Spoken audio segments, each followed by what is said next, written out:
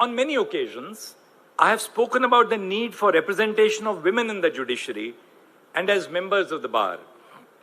Statistically, the number of women lawyers practicing across the country has increased manifold over the last few decades. There was a time when you would enter a high court or even the Supreme Court and only see a sea of men. Many female advocates recall a time when they were the only lawyers going through security checks for women, while long queues formed at the men's security check outside the Supreme Court. This situation is radically altered today, with a large number of women not only formally joining the bar, but also setting up a thriving practice. Recently, the Supreme Court designated 11 women as lawyers, as senior advocates, in one go, signaling the change in the demographic of our successful lawyers. The Nagpur bar is no exception. Of the 3,000 members, more than 500 members are women.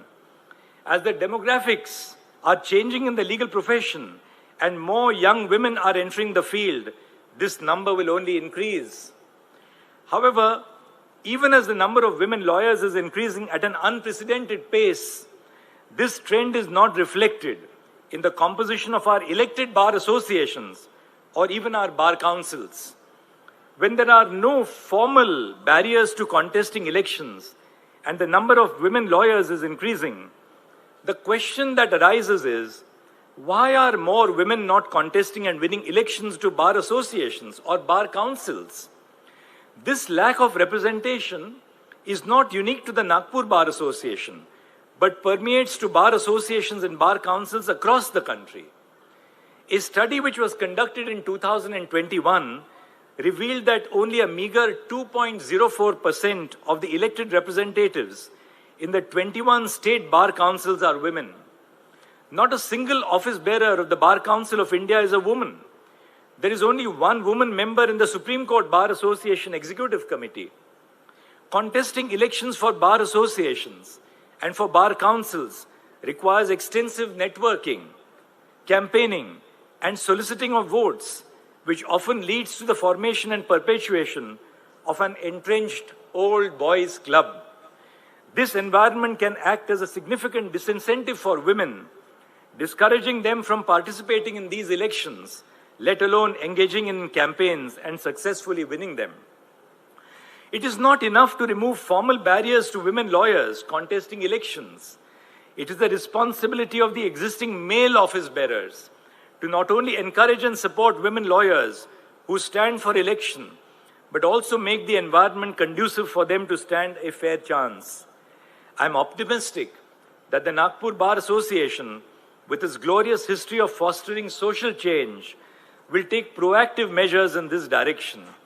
I also urge all the women advocates in the audience to assert their position in the Bar Association, come forward, contest elections, and hold positions of responsibility. In many ways, the city of Nagpur holds immense importance in the life of our republic and the life of one of the founders of our republic, Dr. Babasaheb Ambedkar. It is here that Babasaheb embraced Buddhism, and his final remains are enshrined in the central dome of Diksha Bhumi Stupa. Additionally, Shantivan, housing a museum with Dr. Ambedkar's personal belongings, can be found in the nearby village of Chicholi. This year marks not only the centenary of the Bar Association, but also 100 years since Dr. Babasaheb Ambedkar began his law practice. In honor of this milestone, the Supreme Court established a statue of Dr. Ambedkar, symbolizing his guiding presence as we fulfill our constitutional duties.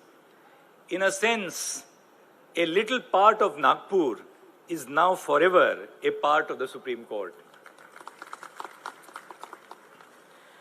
Dr. Ambedkar's motivation to pursue a legal practice was rooted in the independence a legal practice provides.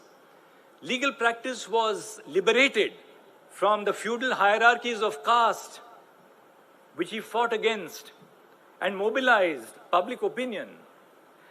Dr. Ambedkar believed that in colonial India, the legal profession alone allowed an individual to remain independent from the government and social forces. He valued his independence from an undemocratic colonial government and a caste-ridden society over monetary or commercial gain. This motivation to pursue law for autonomy and freedom that the profession imparts stands true even today. The ability and responsibility of a lawyer to act without fear or favor, ill will or affection must continue to guide us as members of the legal profession. In a judgment authored by Justice Vivian Bose, a former judge of the Supreme Court of India and an illustrious member of the Nagpur High Court Bar Association of this court, Justice Bose observed, "The Constitution is not for the exclusive benefit of governments and states. It is not only for lawyers and politicians and officials and those highly placed. It also exists for the common man, for the poor and the humble, for those who have businesses at stake, for the butcher, the baker, and the candlestick maker." Let us all remember that our Constitution is an inclusive Constitution. It is intended to bring together the butcher, the baker, and the candlestick maker. So just as this building is said to be a poem in stone, Justice Vivian Bose was a poem personified in verse, as he wrote. I would conclude by saying that as you carry out your responsibilities as professionals, advocates, and officers of this constitutional court, remember that your foremost duty lies towards ensuring justice and upholding the rights of every individual, be it the baker, the candlestick maker, last but not the least, the butcher as well. Thank you. Each of you carries a heavy mantle of excellence to uphold. I am certain that all members of the Bar Association will live up to the illustrious reputation of this historic bar, embodying integrity, diligence, and excellence in your legal practice. Justice Gawai said before he ended that he is not making a long speech because he will speak tomorrow and come back during the year-long celebrations. I made a long speech, but I expect that I will also return during the year-long celebrations. Thank you. Namaskar.